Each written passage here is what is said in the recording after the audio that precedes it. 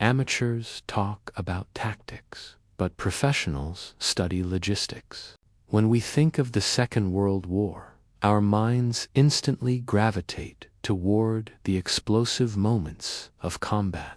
We picture the storming of beaches, the screaming descent of fighter planes, the deafening roar of battleships trading fire across the horizon, and the solitary bravery of the soldiers on the front lines. But beneath the surface of every bullet fired, beneath every bomb dropped and every island captured, lies a story that is rarely told. It is a story not of infantry tactics or brilliant flank maneuvers, but of mathematics, engineering, and sheer, unrelenting industrial willpower.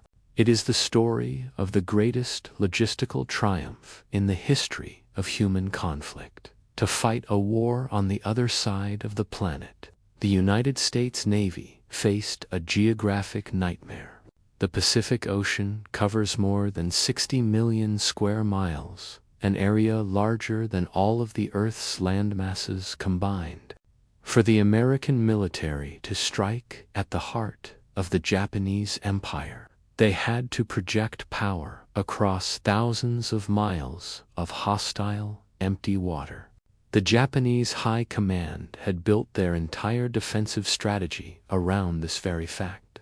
They believed the Pacific was simply too large.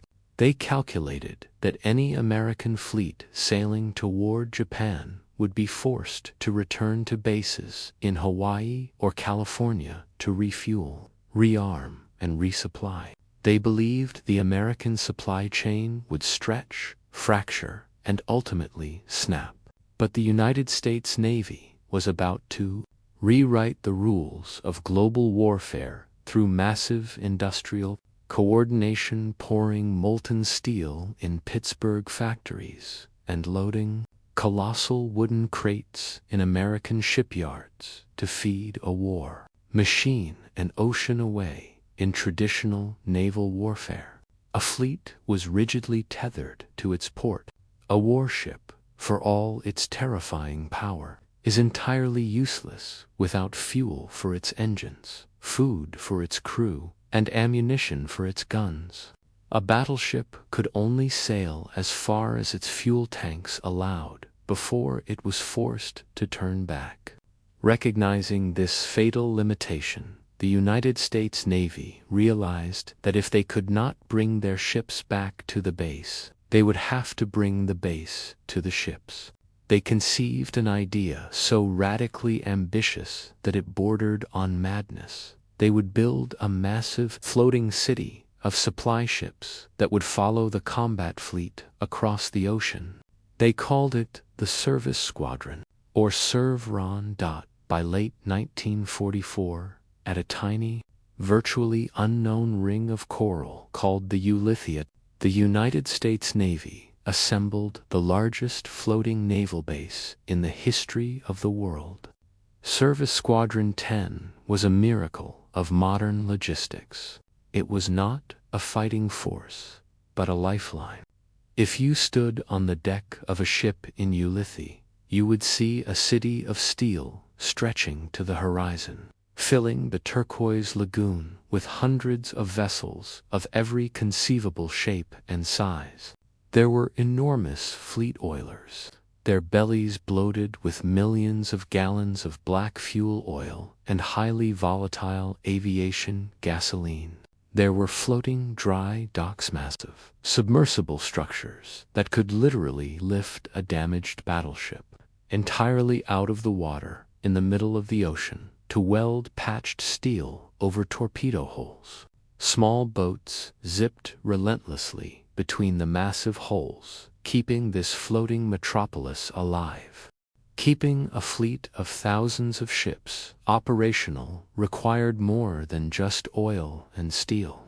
It required keeping hundreds of thousands of sailors fed, healthy, and sane. The floating base included heavily insulated refrigerator ships, known as reefers, loaded with fresh meats, vegetables, and thousands of tons of frozen provisions hauled from their holds by hard-working crews. There were hospital ships with state-of-the-art operating theaters. There were floating post offices processing millions of letters from home. There were even specialized ships dedicated entirely to churning out thousands of gallons of ice. Crema, massive morale booster in the suffocating heat of the South Pacific. Every single nut, bolt, bandage, bullet, and drop of oil required to sustain the mightiest fleet ever assembled was painstakingly catalogued, loaded onto heavily laden Liberty ships in the United States, and sailed across the perilous, submarine-infested waters of the Pacific. The scale of this logistical pipeline is almost impossible to comprehend.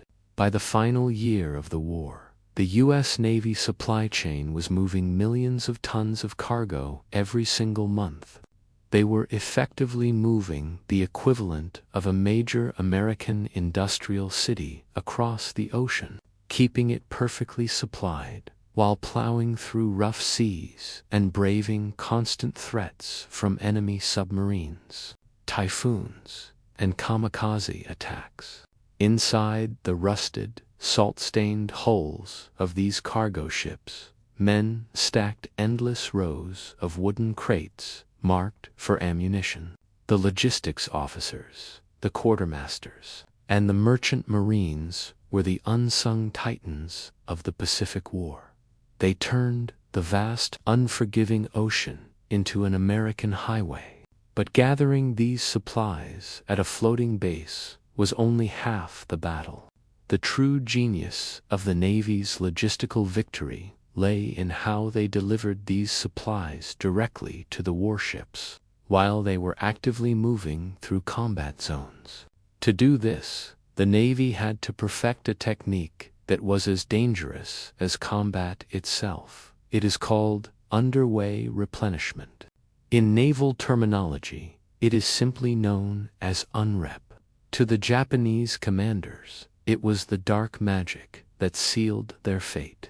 Before the Second World War, transferring supplies between ships was typically done while anchored in a calm, protected harbor.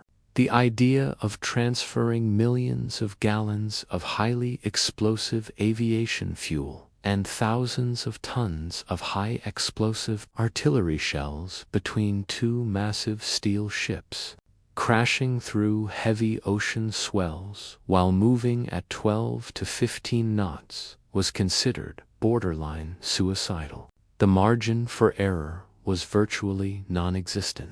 The water between the massive moving vessels would become a churning, violent vortex of white foam, with thick steel cables and heavy black hoses strung precariously across the gap to perform an underway replenishment. A massive supply ship and a combat vessel had to perfectly synchronize their speed and heading, sailing sometimes less than 100 feet apart.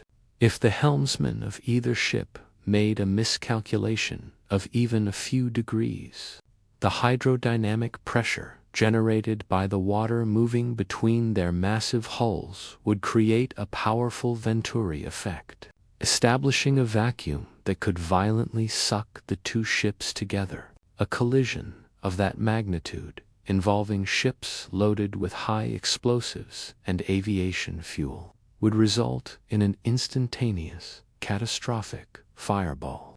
Sailors soaked to the bone had to battle hurricane-force winds on pitching decks, desperately pulling on thick manila ropes, while heavy steel cables groaned and shrieked under immense tension.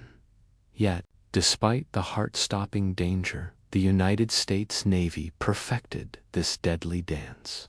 It required nerves of steel from the ship captains and back-breaking, exhausting physical labor from the deckhand.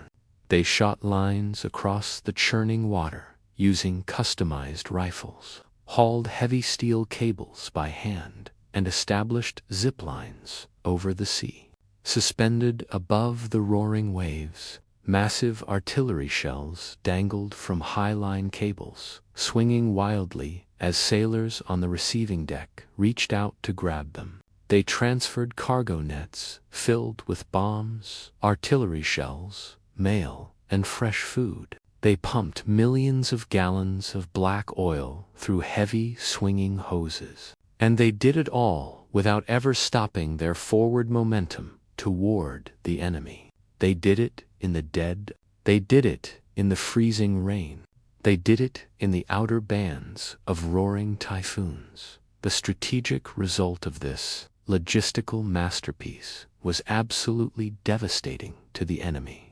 Because of the service squadrons and the mastery of underway replenishment, the United States Fast Carrier Task Force became a phantom juggernaut that never had to go home. In the past, the Japanese military could calculate exactly how long an American fleet could stay in a battle space before retreating for fuel and ammunition. They based their defensive timing on these windows of vulnerability. But suddenly, the American ships stopped leaving, trailing long lines of supply ships off into the misty horizon. They would fight a relentless, punishing battle for days, rotate out of the firing line just over the horizon, hook up to the supply train at sea, refill their magazines, top off their fuel tanks, and return to the fight within hours. During the grueling, blood-soaked Battle of Okinawa, this logistical pipeline was pushed to its absolute limit.